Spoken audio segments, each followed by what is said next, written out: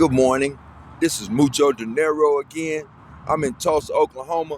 This video is for my family, Sinaloa, MS-13, Baby Tupac, and the Louisiana Dope Boys. Where I'm sitting at right now is directly across the street from the AME Church on North Greenwood Avenue. I was sitting right here on probably June the 24th, the very next day after there was a massive shooting right here. And so, as you can see, I'm sitting at a bench across the street, and you see that orange bag there. Okay, that's where I was sitting at, and there was a police officer sitting right there, and they had dogs, and they were searching for gunshot residue and bullets, and one of the dogs walked up and sniffed my carrying bag. So the police officer that was sitting there at the time, he asked me, why do I have gunshot residue on my bag, and there was a shooting here last night? Okay, so that's when I explained to him that all of the people that were being shot at were sitting next to me. Okay, and I'm gonna let you follow me where I was sitting at. This is where I was sitting at right here.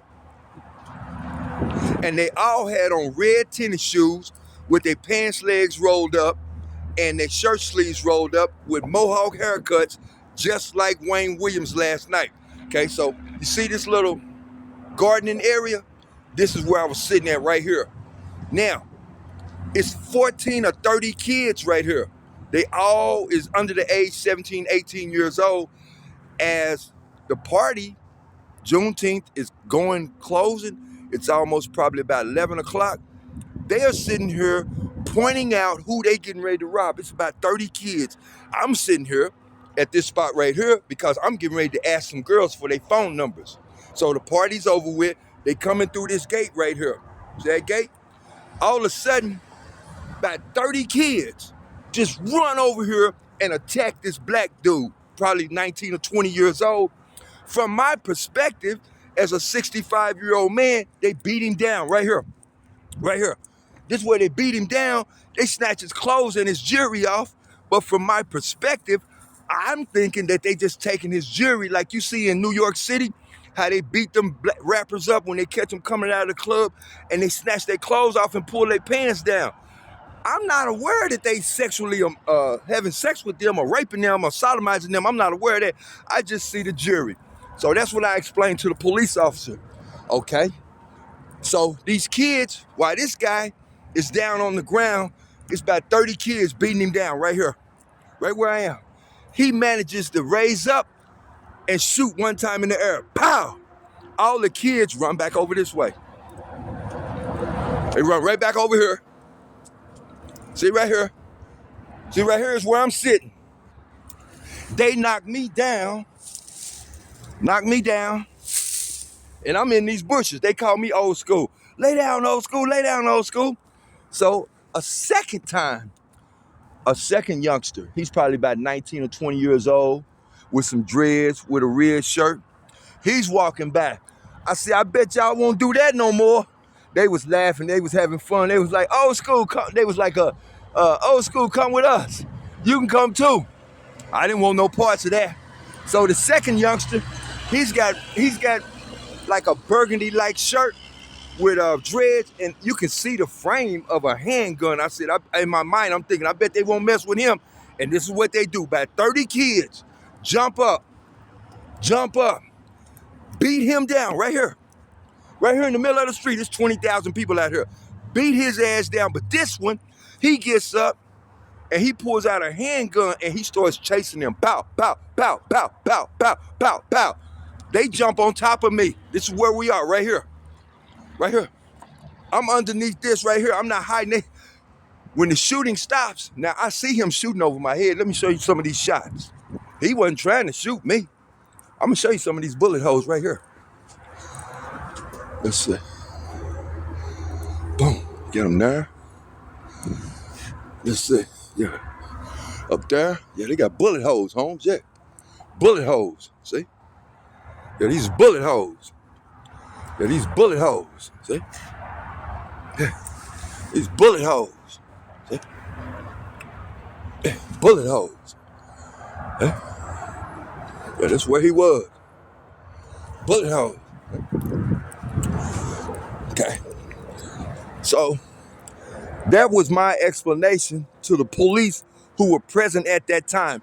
So the police asked me, he said, I thought it was Crips and Bloods because underneath that bridge right there where you see those those dump trucks, there was a dead body there, and that person had on gray or blue, and then this person that they say was the shooter had on red. But I explained to the police that when he got up, he was running and shooting wildly because he was attacked by 30 people. Now, the police asked me, was there any other officers out here? Yes, there was. There was an officer right here. There's an officer right there. So you could see multiple officers. He asked me, what did they do? This event happened, the attack happened so quickly. It's 20,000 people out here that had that officer started shooting in the crowd to try to defend people, he might have caused even more murders. And then who want to be shooting in the front of a bunch of kids anyway? You know, because it's at nighttime. It's 20,000 people right here, but there were police present. Okay?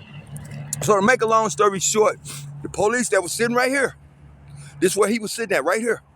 I'm sitting right here. He hands me a business card. Another one comes up with a gun shell casing from in this way. Shake my hand. They driving black Cadillac SUVs. I guess this is the homicide division. Give me a business card and said thank you for helping to solve one of Tulsa's murders that we thought was gang related. I explained to him. That guy got up shooting wildly. The old lady that was hit here and them people that was hit there and over there, I thought he shot 2 or 3 times. But when I talked to my nephew, Guerrero, he said, back in the old days when y'all used to shoot, y'all had a 38 or a 357 Magnum or a 44. But now we got automatic weapons with sticks on them. 50 rounds, 30 rounds in the clip. So it just seemed like 2 or 3 shots, but he probably shot 30 or 40 rounds like that. Okay? So that's what I want to let y'all know, that the people that attacked these guys, they was in a gang, but they gang is teenagers. They all got mohawk haircuts. They all got their sleeves rolled up. They all got their legs, pants legs rolled up, and they beat guys down and they raped them. See? So this is not no Crips and no Bloods, even though we see in the newspaper where they say it was Crips and Bloods, but I'm just telling you, I was here. I was sitting right there. I'm trying to get a phone number and phone them and addresses from some young ladies that's coming out of there. And like I'm telling you, it's 30 or 40 kids. They all wearing red tops, red tennis shoes. Well, none of them over 15, 16 years old. All of them got mohawk haircuts, and they attacking people, beating them down, just like you see in New York City. You ever see them rap videos where the rapper is coming out of a hotel and about 60 or 70 kids attack him, snatching his jewelry, snatching his clothes, but they pull their pants down. Yeah, they pull their pants down. That's exactly what happened right here.